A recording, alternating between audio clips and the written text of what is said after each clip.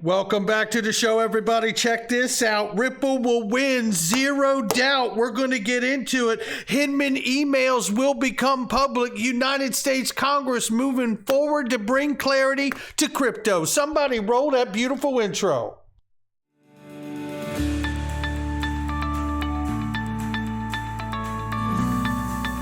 Digital Perspectives with Brad Kimes. Come on in.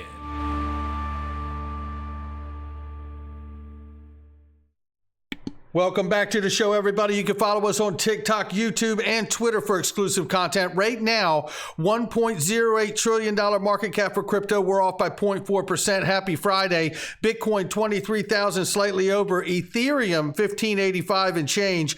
Tether market cap, 67.4 billion. And we see XRP at 40 cents right now. Ladies and gentlemen, if you haven't put your name on this email list, we are going to put on the XRP event of a lifetime. XRP Army. Sign up. Put your name on that list. You are not going to believe when we announce who is going to be at this panel. It is going to blow your mind. You better get your name on that list. And if you want a VIP ticket, you better join the Digital Perspectives Mastermind group. It is a remarkable group of people. It is truly a mastermind group. Private lessons, full access to the private Telegram groups, weekly live streams. It is the learning curve that you need. Get your time back. I know your life's busy, but the door shuts on these opportunities, ladies and gentlemen. Make sure you don't mess around and get in there. Let's get started very quickly. News is popping off on this Friday. You're going to hear John Deaton talk about Ripple win and Supreme Court. Yeah, you're going to hear about it. Right now, you're going to hear about this. 322 million XRP tokens transferred by whales in the past 24 hours. Now, we don't need to read the article because I did it for you. That's how I do it. It's all about saving you time here, ladies and gentlemen, and getting the information you need. Basically saying, although they cannot know where all of these transactions are coming from, they are speculating, and not financial advice, that in lieu of a decision and ruling in this case coming soon, and also citing the library case hearing on the 30th, that there is positioning by whales that they are feeling a favorable outcome headed their way. Then there's this. Shout out to Capagonna Cap here. He says, Solo Nation, we're a bunch of happy Sologenic and XRP ledger enthusiasts that have come together to comprise a community library of XRP ledger, XRP Solo news, videos, tutorials, and multiple languages. How cool is that? He says, check us out at sologenic.army and DM if you'd like to contribute. Well, I tell you what, shout out to Bob Rass and everything that they've been doing at Sologenic. And don't forget about Corium too. That's a smart contract token that is coming out and platform, and 7,000 transactions per second. I tell you something, I have been very impressed with the fact that Sologenic, the largest XRP ledger token, and everything they've been doing to tokenize stocks, these people and the team there understand exactly how to get these things done. I have seen it make it look effortless as opposed to other projects we've watched lately. So keep an eye out to what they're doing. Shout out to Bob and everybody there. No doubt about that. U.S. Bitcoin Corp, a North American Bitcoin mining firm, has been ordered to cease operations by state Supreme Court justice or face penalties of $10,000 per day. Now, they could pay up to over $500,000 in fine if they don't shut down by the end of January. We'll see how all of that goes. But look, we know, obviously that's specific to U.S., that particular company. But listen, things that are using a lot of energy to mine their tokens, albeit Bitcoin or not, it's a problem. The world is moving to a green agenda, whether you believe in it or not. It's where the world's moving. And I tell you, things that are using a lot of energy should be looking at other avenues, renewable energy sources, things of that nature. We shall see. And a reminder very quickly, Brian Brooks is no longer the CEO of Bitfury. He's still on the board, but he has left that position. Where will he land? We don't know. Michael Brandt shares here, the SEC is seeking to know whether firms who have custody of clients' funds meet the criteria of being a qualified custodian. And I couldn't help myself. This would have been a great question to ask Sam Bankman-Fried and FTX, the second largest owner of the Democratic Party. Don't you think, Gary Gensler? How does he get to keep his job? I'm curious. And can I get a job like that? CFTC's Johnson urges Congress to expand Commission's crypto oversight powers. Oh, yeah. Okay, here we go. Everybody's got clarity now that the milk's been spilt, right? And I tell you something, and God bless social media, right? Because, you know, the milk being spilt was something that you would never know about because mainstream media got their mouth shut on this, right? Most of them. She goes on to say here, down in here, during a speech that she gave at Duke University, which we also know Hester Peirce was at, I believe the same speech, effective due diligence on businesses, including crypto firms they want to acquire CFTC-regulated entities. She explained that the expanded power she's looking for a commodities regulator to enhance customer protection, prevent liquidity crises, and mitigate conflict of interest. All of this seems like backpedaling because of what happened to FTX, to be perfectly honest. Says the commissioner notes that the regulator currently has no ability to conduct due diligence on whichever firms buys the business and merely a passenger as the exchange goes through the sale process. Johnson also addressed commingling of customer funds, which is one of the most egregious accusations levied against FTX following its collapse. You know, look, the SEC could have covered it, even if the CFTC couldn't. And we know he met with Sam Bankman-Fried and FTX more than once. So, but here we go. I think this is the beginning, and however small this is, it's about to get bigger. Just stay with me here. Newly introduced resolution could potentially see lawmakers buying sodas and chips using crypto, supporting vending machines. This is obviously an educational move, right, to show people in Congress how this stuff can work in a practical, real way for them to, oh, wow, that's neat. That happened. I can see now. You know, but what's more important is that this is being pushed by a senator, Ted Cruz. So we'll see how that goes. But this is the bigger side of all of what we're going to talk about when it comes to U.S. getting a little more focused to get legislation done. Stablecoin legislation will be one of the top priorities for the newly formed U.S. House of Representatives Subcommittee on Digital Assets, Financial Technology, and Inclusion. If we go into this article, hear about the chairman of the newly formed U.S. Congressional Committee on that, and says this: America, and I like this, is the place for innovation in fintech and blockchain. This is Representative French Hill, who understands the importance of blockchain technology and digital assets. Some of his first insights into what was anticipated for crypto regulation in the country, the Financial Services Subcommittee on Digital Assets, Financial Technology Inclusion, chaired by Hill, was put together January 12th with the remit identifying best practices, policies that continue to strengthen diversity, inclusion in the digital asset ecosystem. During that interview, Hill said that Bitcoin was not quite ready to be a real-time payment method yet. That's one of the reasons he knows what's going on. But he added that we want to make sure that America is the place where innovation in fintech and blockchain is the part of the future. That is what we need to see right there, ladies and gentlemen. And with that, let's move to this.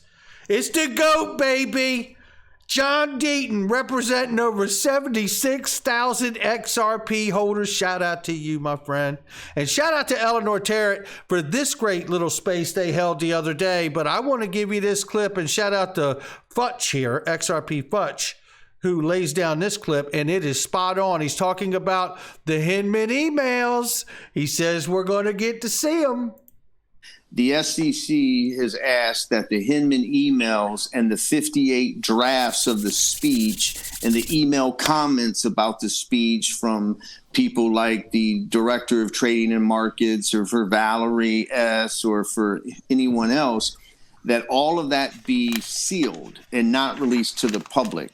And of course, Ripple objects. And the law is this: if the judge is going to rely on any of those emails for any purpose, she's going to order that they could be redacted, reasonable redactions, but unsealed and made to the public.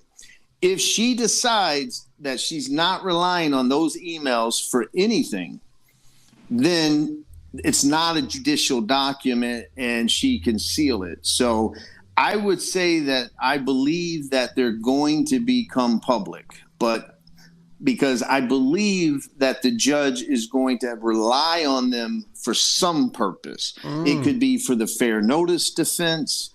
It could be for, any kind of, factual issue or whatever. And so because of that, I lean toward they're going to be produced and publicly. Do you think we'll see them before we get a ruling, or do you think we'll get a ruling and then we'll see? Great question. I'm going to predict that we see them first, even though some others disagree with me, and I'm just guessing. So anybody's guess is as good as mine. But I believe that I don't think we're going to see a ruling, for a few months. I don't think it's coming. I said I think Brad said May, didn't he? Brad Garlinghouse. Yeah, I said at the very latest, the end of, at the very earliest, the end of March. But I wouldn't be surprised if it was into late April, early May. You know what I mean? I don't think it goes past June, but we could be in May. But there's also, the judge could decide that I'm just going to release it all together because of the drama that maybe releasing the emails is going to cause. So she wants everything dumped on the public at the same time. Mm-hmm. Maybe she does that, but. And I tell you, that would be remarkable just for us to be able to get to see him and see the shameless behavior that went on in there that Brad Garlinghouse has told us about. Oh, I hope we get to see him. And then there's this. John Deaton's not done with us yet. He says, I have zero doubt that the current makeup of the U.S. Supreme Court will rule in favor of Ripple if it goes that far. Ladies and gentlemen, I have told you that I believe, and boy, have I caught a lot of stuff on this one, that this case could make its way all the way to the Supreme Court. And people get frustrated and think, man, that'd be 4 more years, 3 more years, 5 more years. Listen, it doesn't mean that things would be bad if that were to happen. It doesn't mean that it will happen. But I'm suggesting that if that happens, Ripple gets a win at this level. And then the SEC appeals it all the way to the Supreme Court. And if Ripple gets a win at this level, then U.S. adoption will go nuts. Then global adoption will increase even more. You will see massive adoption, I believe, if that is the scenario and outcome. And it would make sense to have a legal dog leash as this thing takes off like a rocket because the technology actually works.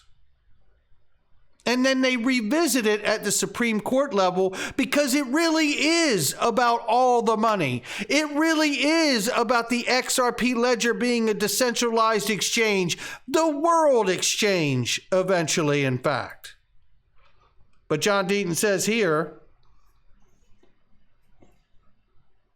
he took this topic a little further because the topic really started out on this. This is what you need to know.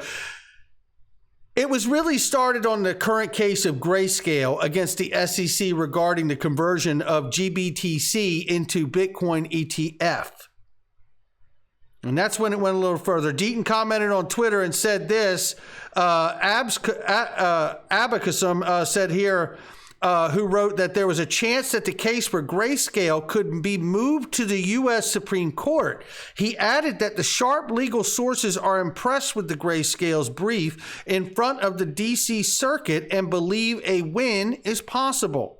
Now, the founder of Crypto Law, John Deaton, stated that he reckons a win is more than possible for Grayscale. He considered the odds that Grayscale will win in the D.C. Circuit Court to be 50-50.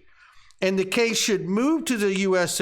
should the case move to the Supreme Court, the chances to win against the SEC are 75 to 85%.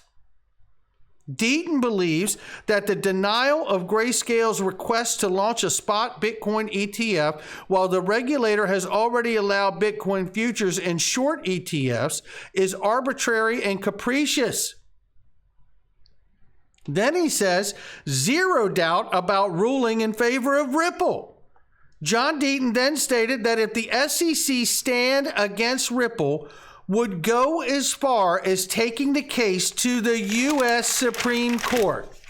Now, you ain't heard nobody else talk about that except right on here. He is certain that the court decision would be made in favor of the blockchain giant. I have zero doubt that the current makeup of the U.S. Supreme Court will rule in favor of Ripple if it goes that far. If it goes that far. Now, what I wanted to remind people of in this too, if it would go that far, is remember when the summary judgments were written.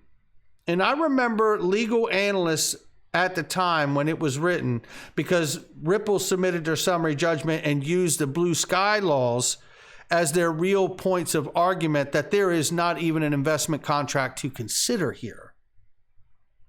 I remember, I don't know if it was John Deaton or Jeremy Hogan or both of them or others as well, that said this brief was written so well it seemed fit for a Supreme Court fight. It was that kind of document, the way it was written.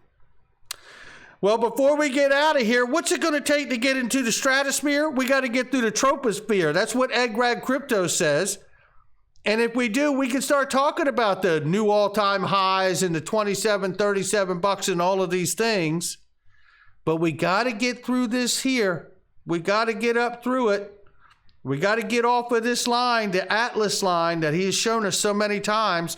But if we can get through that troposphere, it looks like it's going to be everything else to go with it when it does. And will it be the case in a ruling that finally brings clarity on XRP going forward so it can operate in its full-scale intended use, not just around the world like it does today, but right here in the USA too? Not financial advice from me or anyone else.